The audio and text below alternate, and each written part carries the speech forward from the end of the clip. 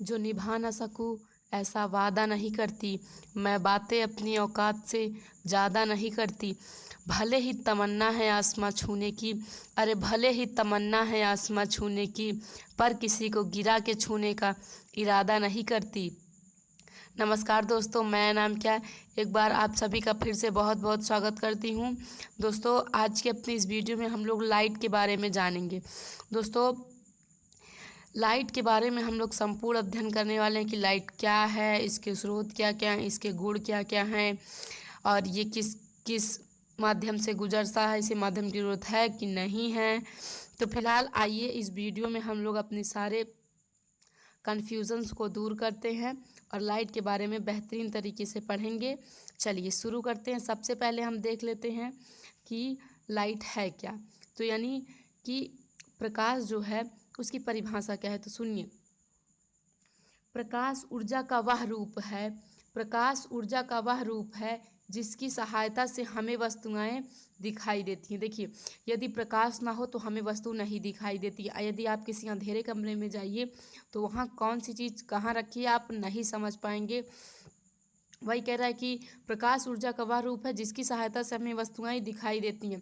जब प्रकाश किसी वस्तु पर आपतित यानी इंसिडेंट होता है तो वह परावर्तित होकर हमारी आंखों तक पहुंचता है, जिसके फलस्वरूप हमें वस्तुएं दिखाई देती हैं। अब देखिए, अंधेरे कमरे में जो हमें वस्तु दिखाई नहीं देती है उसका कारण ये होता है कि वहाँ पे जो वस्तुएं रखी हैं उससे जो प्रकाश किरणें निकल रहे हैं वो हमारी आंखों तक नहीं पहुँच पाती हैं। क्योंकि दोस्तों,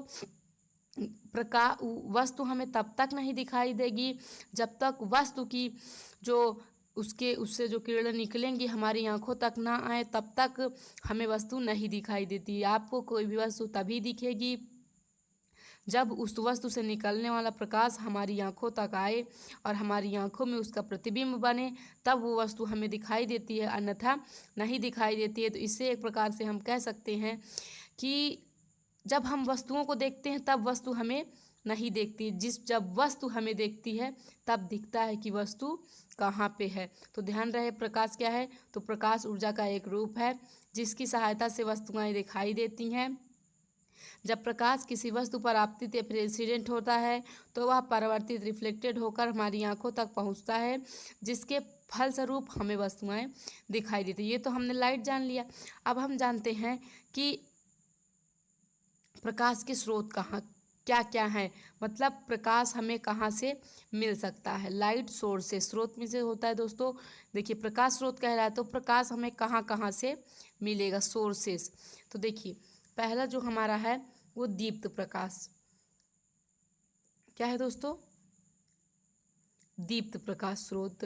ठीक है, दीप्त प्रकाश स्रोत। देखिए, वे प्रकाश स्रोत जो स्वयं प्रकाश उत्पन्न करते हैं। देखिए, मतलब कि अब ढेर सारे प्रकाश स्रोत हैं तो जो जो जो स्वयं प्रकाश उत्पन्न करेंगे उसे दीप्त प्रकाश स्रोत कहेंगे। जैसे सूर्य, तारे, बल्ब, मोमबत्ती, इन सब में स्वयं का प्रकाश होता है और जो इनके प्रकाश को परावर्तित करके चमकता है उसे हम लोग अदीप्त प्रकाश स्रोत कहते हैं।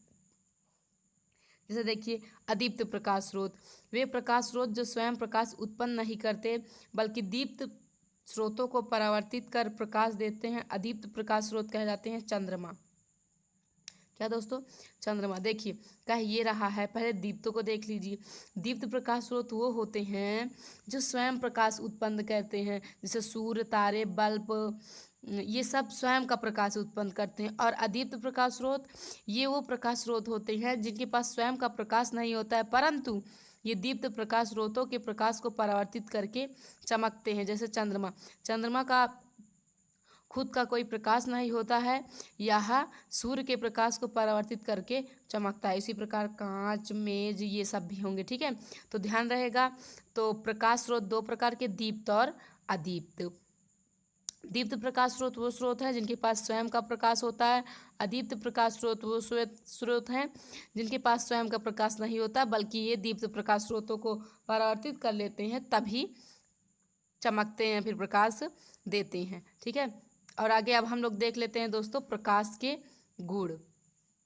ठीक है, देखिए, अब प्रकाश के गुण की बात करेंगे। ठीक है, इसकी प्रॉपर्टीज क्या क्या हैं। तो देखिए, प्रकाश स्वयं अदृश्य होता है।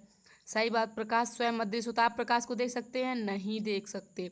ये तो स्वयं अदृश्य होता है, परंतु इसकी उपस्थिति में वस्तुएं दिखाई देती हैं। देखिए, प्रकाश हमें दिखता तो नहीं है, लेकिन यदि प्रकाश ना हो तो हमें वस्तु भी नहीं दिखती है। तो प्रकाश दिखता नहीं है, लेकिन जब ये प्रेजेंट रहता है तो इसकी उपस्थिति में हमें वस्तुएं दिखाई देती। तो ये प्रकाश का एक गुण है कि प्रकाश स्वयं अदृश्य होते हुए भी अगर ये कहीं है तो उसकी सहायता से वस्तुएं हमें क्या करेंगी? दिखाई देंगी। दूसरा जो प्रकाश का गुण है कि प्रकाश सरल रेखा में गमन करता है। दोस्तों, ये जो गुण है मतलब प्रकाश हमेशा सरल रेखा में गमन करता है। जैसे देखिए, प्रकाश ऐसे ऐसे ऐसे करके नहीं चलता है। प्रकाश ऐसे चलेगा, मान लीजिए यहाँ कोई दीवार है, अब इसे टकराएगा तो फिर वापस, अब फिर यहाँ कोई टकराएगा तो फिर ऐसे ऐसे ऐसे ऐसे, तो सीधा ही गमन करेगा। अब ऐसे ऐसे ऐसे इधर उधर ऐसे ऐसे नहीं चलेगा। तो ध्यान रहे, ये भी प्रकाश का एक गुण है कि प्रकाश सरल रेखा में गमन करता। चलिए आगे देखते हैं।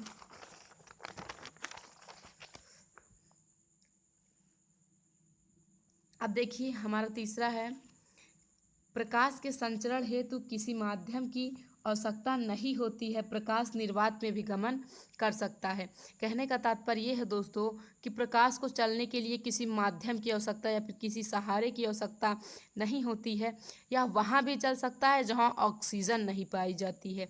ये प्रकाश का तीसरा गुण है कि भाई इसके अंदर एक ऐसी खूबी है कि इसको चलने के लिए किसी की ज़रूरत नहीं होती है। यह वहाँ भी चलेगा जहाँ ऑक्सीजन प्रेजेंट नहीं है। तो भाई एक गुण ही तो है। और देखिए इसका चौथा गुण कि प्रकाश विद्युत चुंबकीय तरंगों के रूप में गमन करता है। तो अभी आप इतना जान लीजिए कि जो प्रकाश होता है वो विद्युत चुंबकीय तरंगों के रूप में गमन करता है। आपको हम आगे बताएंगे कि विद्युत चुंबकीय तरंगें क्या होती हैं। बस ध्यान रहे कि जो प्रकाश होता है वो विद्युत चुंबकीय तरंगों के रूप में गमन करता है। अब देखिए प्रकाश का पांचवा गुण, प्रकाश पारदर्शी माध्यम। पारदर्शी माध्यम जैसे कांच, वायु, ये पारदर्शी माध्यम है, ठीक है। तो कांच, वायु आदि में से गुजर सकता है। देखिए जो प्रकाश होता है वो पारदर्शी माध्यम में से गुजर जाता है, परंतु अपारदर्शी माध्यम जैसे लकड़ी, लोहा में से नहीं गुजर सकता। ये प्रकाश का एक गुण है। प्रकाश कहता है कि यदि माध्यम पारदर्शी हुआ तब तो मैं उसमें से चला जाऊंगा, लेकिन यदि माध्यम अपारदर्शी है तो कुछ भी हो जाए लेकिन मैं वहाँ से नहीं गुजरने वाला। तो ये भी एक प्रकाश का गुण ही है। अगला गुण देखिए कि विभिन्न माध्यमों में प्रकाश की चाल भिन्न भिन्न होती है। विभिन्न माध्यमों में प्रकाश की चाल क्या होती है दोस्तों? भिन्न भिन्न होती है। मतलब जैसे कांच में अलग, जल में अलग, पानी में अलग, ठीक है। तो अब देखिए माध्यम है तो माध्यम पानी भी हो सकता है, कांच भी हो सकता है, जल भी हो सकता है, और जहाँ वायु नहीं है वो भी हो सकता है। तो ध्यान रहे, वही कह रहा है कि विभिन्न माध्यमों में प्रकाश की चाल भिन्न भिन्न होती है। निर्वात, जहाँ पे वायु उपस्थित ना हो उसे निर्वात कहते हैं। निर्वात में प्रकाश की चाल 3 × 10⁸ मीटर प्रति सेकंड होती है। 3 × 10⁸ मीटर प्रति सेकंड। आप इसे बदल लीजिएगा। देखिए 1 2 3 4 5 6 7 8, इकाई, दहाई, सैकड़ा, हजार, 10,000, लाख, 10 लाख, करोड़। यानी दोस्तों ये 1 सेकंड में 3 करोड़ मीटर चली जाती है। अब किलोमीटर में निकाल लीजिए, 3 लाख। 1 सेकंड में 3 लाख किलोमीटर दूरी तय कर लेता है प्रकाश, ठीक है। वो भी किसकी बात हो रही है? निर्वात में ऐसा करता है वो। अब देखिए अगला हमारा गुण कि चमकदार पृष्ठों से प्रकाश परावर्तित हो जाता है। ये भी प्रकाश का एक गुण है कि यदि दोस्तों जिस पृष्ठ से वो टकराया वह चमकदार है तो वो वहाँ से परावर्तित हो जाएगा। क्या हो जाएगा? परावर्तित। यही घटना है परावर्तन की, ठीक है। अभी आगे आप बहुत विस्तृत पढ़ने वाले हैं, घबराइए मत, हम आपको आगे बताएंगे। तो चमकदार पृष्ठों से प्रकाश परावर्तित हो जाता है, ये भी उसका एक गुण ही है। अब देखिए जब प्रकाश एक माध्यम से दूसरे माध्यम में प्रवेश करता है, जैसे मान लीजिए यहाँ पे देखिए ये कोई एक रेखा है, इधर हमारी वायु है, क्या है? वायु, और इधर हमारा जल है। अब भाई वायु अलग माध्यम है, जल अलग माध्यम। तो जब प्रकाश वायु से जल में जाती है तो या तो ये अभिलंब से दूर, मान लीजिए कोई अभिलंब है, या तो ये अभिलंब से दूर जाएगी या तो अभिलंब की ये नज़दीक, बल्कि इसे जाना ऐसे चाहिए था। तो वही कह रहा है कि प्रकाश एक माध्यम से दूसरे माध्यम में प्रवेश करती है तो प्रकाश अपने पथ से विचलित हो जाती है। देखिए हो गई ना विचलित, यही प्रकाश का अपवर्तन कहलाता है। आप इसके बारे में भी आगे विस्तृत अध्ययन करने वाले हैं, ठीक है। और देखिए इसका 9वां गुण, प्रकाश दिश प्रकाश की तरंग दैर्घ्य 4000 एंगस्ट्रॉम से लेकर 8000 एंगस्ट्रॉम तक होती है। मतलब दोस्तों वो प्रकाश जिसके कारण हमें वस्तुएं दिखाई देती हैं उसकी तरंग दैर्घ्य 4000 एंगस्ट्रॉम से लेकर 8000 एंगस्ट्रॉम तक होती है। चलिए आगे देख लेते हैं हम लोग। आगे दोस्तों हम लोग पढ़ने वाले हैं प्रकाशिक माध्यम, ठीक है। मतलब प्रकाशिक माध्यम, तो पहले सबसे पहले देख लेते हैं कि प्रकाशिक माध्यम क्या चीज़ है। तो ध्यान रहे, प्रकाश जिन माध्यमों से होकर गुजरता है उन्हें हम प्रकाशिक माध्यम। अब आप कहेंगे अभी तो आपने बताया कि प्रकाश को चलने के लिए माध्यम की आवश्यकता नहीं होती। हाँ बिल्कुल नहीं होती है। फिर कैसे प्रकाश जिन माध्यमों से होकर गुजरता है उन्हें प्रकाशिक माध्यम, मतलब ये है कि दोस्तों कभी प्रकाश वायु में चलेगा, कभी प्रकाश कांच में चलेगा, उसे ज़रूरत तो नहीं होती है लेकिन यदि उसे गुजरना पड़ा तो उन्हीं के आधार पे हम लोग इसे बांटे हैं। तो ध्यान रहे, सबसे पहला हमारा पारदर्शक माध्यम, जिन माध्यमों से प्रकाश का अधिकांश भाग गुजर जाता है, जिन माध्यमों से प्रकाश का अधिकांश भाग गुजर जाता है उन्हें पारदर्शक या फिर पारदर्शी माध्यम कहते हैं, जैसे वायु, कांच आदि। देखिए वायु, कांच, जो वायु होती है दोस्तों उसमें प्रकाश पूरा, जितनी यदि आप टॉर्च मार रहे हैं तो जितनी किरणें निकल रही होंगी सब गुजर जाती हैं, ठीक है। तो ऐसे माध्यम को हम लोग क्या कहते हैं, पारदर्शक या फिर पारदर्शी। अब देखिए दूसरा जो है हमारा पारभासक माध्यम, क्या है दोस्तों, पारभासक, जिन माध्यमों से प्रकाश का केवल आंशिक भाग, मतलब कुछ भाग, आंशिक मीन से होता है कुछ, थोड़ा बहुत, केवल आंशिक भाग गुजर पाता है उन्हें पारभासक या फिर अर्धपारदर्शी, आधा पारदर्शी आधा जाए आधा ना जाए।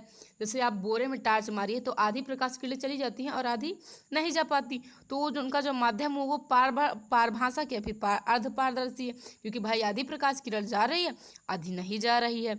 तो जिन माध्यमों से प्रकाश का केवल आंशिक भाग ही गुजर पाता है उन्हें पारभासक या फिर अर्धपारदर्शी माध्यम, जैसे दूषित जल, मतलब गंदा पानी दोस्तों, तालाब का पानी में दिया प्रकाश की, मतलब टॉर्च मारेंगे तो पूरी जितनी भी टॉर्च की किरणें निकलेंगी सब नहीं जाएंगी, ठीक है। और घिसा हुआ कांच, कोई कांच है उसको घिस लीजिए, उस पर यदि आप मारेंगे तो पूरी प्रकाश किरणें नहीं जाएंगी। उसके बाद तैलीय कागज, जिस पे तेल लगा हुआ कागज हो दोस्तों, उस पर भी प्रकाश पूरा पूरा नहीं गुजर पाता।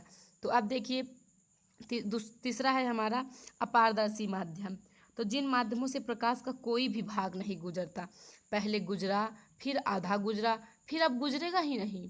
देखिए पहले पूरा पूरा जाएगा फिर कुछ जाएगा फिर अब नहीं जाएगा। तो पारदर्शक, पारभासक, अपारभासक, जिन माध्यमों से प्रकाश का कोई भी भाग नहीं गुजर पाता।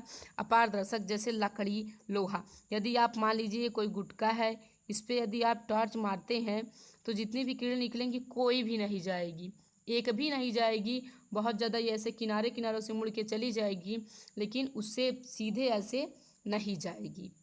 तो ध्यान रहे कि जिन माध्यमों से प्रकाश का कोई भी भाग नहीं गुजरता अपारदर्शक माध्यम या फिर अपारदर्शी माध्यम कहलाते हैं। ध्यान रहेगा दोस्तों कि प्रकाशिक माध्यम 3 प्रकार के होते हैं, पारदर्शक, पारभासक, अपारभासक, ठीक है। चलिए आगे बढ़ लेते हैं हम लोग।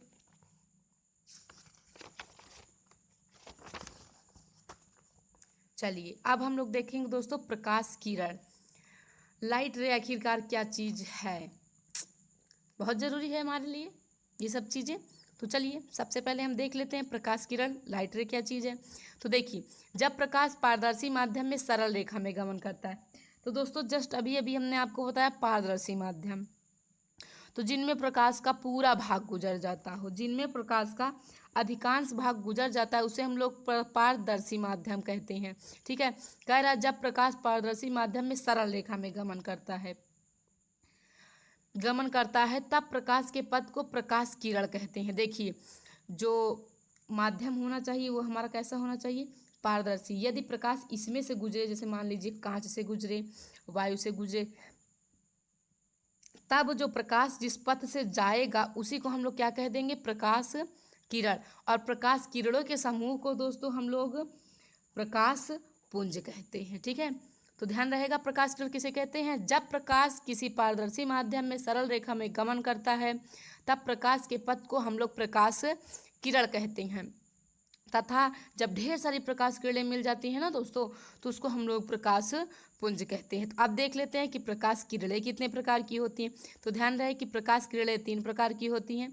आइए सबसे पहले उसे भी देख लेते हैं। सबसे पहला जो है वो हमारा अभिसारी प्रकाश पुंज है, अभिसारी प्रकाश पुंज। ठीक है, तो देखिए जब प्रकाश की समस्त किरणें एक ही बिंदु पर मिलती हैं तो उन प्रकाश किरणों के समूह को अभिसारी प्रकाश पुंज कहते हैं। देखिए कह रहा है कि अभिसारी प्रकाश पुंज, जब प्रकाश की समस्त किरणें एक ही बिंदु पर मिलती हैं, मतलब जितनी भी किरणें आ रही हैं सब एक ही बिंदु, एक ही केंद्र पे आके यदि मिले हैं तो ऐसे प्रकाश किरणों के समूह को हम लोग अभिसारी। इसका सबसे अच्छा उदाहरण लेंस है। आप सूर्य के सभी किरणों को फोकस कर लेते हैं ना, तो उसमें जो सभी किरणें आती हैं साथ में, उसी को हम लोग अभिसारी प्रकाश पुंज कहते हैं। कभी ट्राई करिएगा कि लेंस लीजिएगा और सूर्य की सारी किरणें इकट्ठा हो जाएंगी ना, तो उसको हम लोग क्या कहेंगे, सारी किरणें इकट्ठा होकर एक चीज़ पे फोकस कर देती हैं, उसी वजह से आग लग जाती है। तो उसमें कौन सा प्रकाश पुंज रहता है, तो अभिसारी प्रकाश पुंज रहता है। चलिए ये तो पहला हो गया।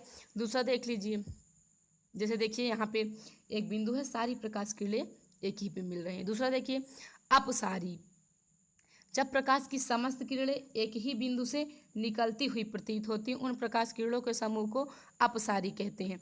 टॉर्च ले लीजिए कि भाई कोई टॉर्च है, सारी किरणें एक ही बिंदु से निकलेंगी ना, जितनी भी निकलेंगी। तो ये देखिए जैसे, तो ऐसे प्रकाश पुंज को हम लोग अपसारी कहते हैं। अभिसारी, जब सारी प्रकाश किरणें एक ही बिंदु पे जाके फोकस यानी मिल जाए, और अपसारी जब एक ही बिंदु से सब निकलें। ध्यान रहेगा। अब जो हमारा तीसरा है वो समांतर है। क्या दोस्तों, समांतर प्रकाश पुंज, जब प्रकाश की समस्त किरणें एक दूसरे के समांतर हो जाती हैं तो उन प्रकाश किरणों के समूह को हम लोग समांतर प्रकाश पुंज कहते हैं। ठीक है, तो जैसे देख लीजिए, इसका सबसे अच्छा उदाहरण ट्यूबलाइट है। घर में दोस्तों जैसे लंबी सी ट्यूबलाइट लगी रहती है, उससे जो भाई यहाँ से प्रकाश निकलेगा, यहाँ से सब एक दूसरे के समांतर ही तो निकलती हैं। तो ध्यान रहेगा अब कि प्रकाश पुंज 3 प्रकार के, अभिसारी, अपसारी, समांतर। अभिसारी में सब सारी किरणें एक ही बिंदु पे मिल जाएंगी, अपसारी में एक ही बिंदु से निकलेंगी, समांतर में सभी किरणें समांतर हो जाएंगी। तो दोस्तों ये हमने आपको प्रकाश बताया। क्या बताया, प्रकाश। जो प्रकाश के नॉर्मली कुछ रिश्तेदार थे, मतलब जो थे उसके आसपास की सभी चीज़ों को मैंने बता दी। अब जो हमारा चलने वाला है आगे की टॉपिक जो हमारी होनी चाहिए वो हमारा प्रकाश का परावर्तन होगा। तो आप बेफिक्र रहिए, हम आपको प्रकाश का पूरा परावर्तन पढ़ाएंगे। चलिए मिलते हैं अपने अगले वीडियो में कुछ और इंटरेस्टिंग पॉइंट लेकर। फिलहाल अभी के लिए जय हिंद। यदि आपको वीडियो पसंद आया हो तो कमेंट बॉक्स में कमेंट करिए।